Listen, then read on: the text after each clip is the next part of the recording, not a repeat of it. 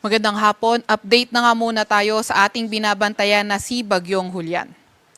Ito ngang si Julian ay nasa typhoon category pa din at papalayo na sa may Batanes. Kanina alas 4 ng hapon, yung kanyang sentro ay nasa 95 kilometers west southwest ng Basco, Batanes. Ito ay nagtataglay ng lakas na hangin na 175 kilometers per hour malapit sa sentro at bugso na aabot sa 215 kilometers per hour. Kumikilo sa direksyong west-northwest sa bilis na 15 kilometers per hour. So tingnan na nga muna natin yung magiging track netong si Julian in the next 72 hours. So after 24 hours, ito ay nasa may 215 kilometers na west-northwest ng Itbayat, Batanes.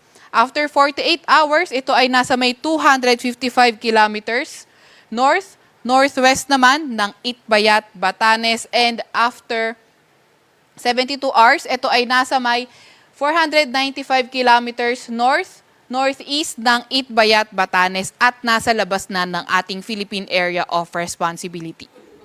Dahil nga rin dito kay Julian, may nakataas tayong tropical cyclone wind signal. Yung pinalabas nating pinakamataas na wind signal ngayon ay signal number 4, kung saan ito ay mararanasan sa may Batanes. Signal number 3 naman, sa northeastern portion, sa northern at western portion ng Babuyan Islands. Signal number 2, sa may northern at western portion ng mainland Cagayan, kabilang na nga yung nalalabing bahagi ng Babuyan Islands. Dito rin sa may Apayao, sa may Abra, Kalinga, northern at central portion ng Ilocos Sur at Ilocos Norte.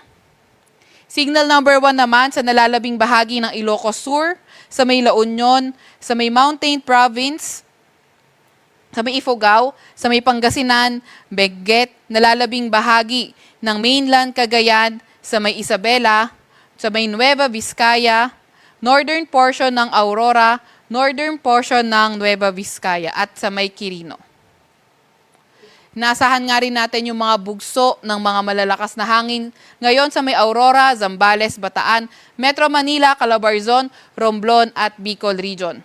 Bukas naman sa may Ilocos Region, Cordillera Administrative Region, northern at eastern portion ng mainland Cagayan, eastern portion ng Isabela, Aurora, Zambales, Bataan, Metro Manila, Calabarzon, Romblon, Camarines Norte, Camarines Sur at Catanduanes. And on Wednesday, bugso ng mga malalakas na hangin ay posible nating maranasan sa may Batanes, Babuyan Islands, Ilocos Norte, Ilocos Sur, Apayao at Abra.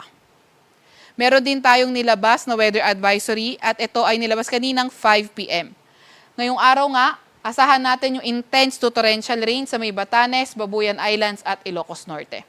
Heavy to intense rains, 100 to 200 millimeters sa mainland Cagayan, Apayao, Abra, Benguet at nalalabing bahagi ng Ilocos Region.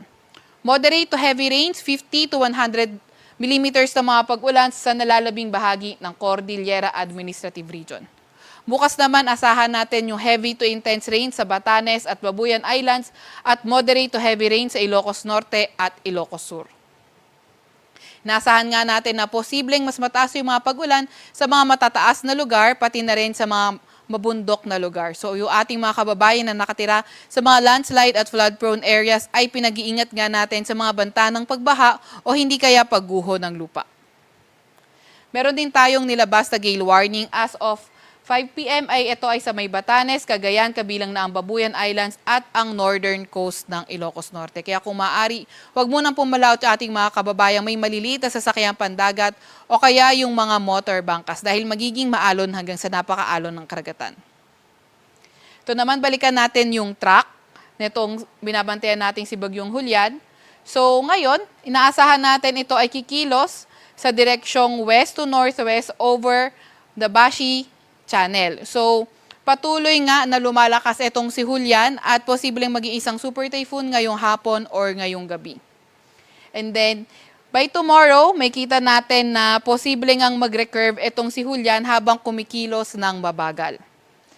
And then, by Wednesday, nakita natin na posibleng mag-turn ito northeast papunta sa may southern coast ng Taiwan kung saan ito ay magla-landfall. So, kung may kita nga natin dito sa track ni Julian, napakalapit nito sa boundary ng PAR. So hindi nga, or posible nga na lumabas ito na ating PAR at bumalik din. So kahit lumabas ito na ating Philippine Area of Responsibility, patuloy pa rin tayo maglalabas ng mga tropical cyclone bulletin.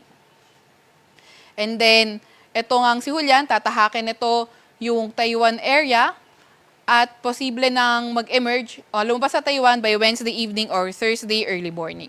And then, posibleng lumabas na ating Philippine Area of Responsibility itong Julian by Thursday.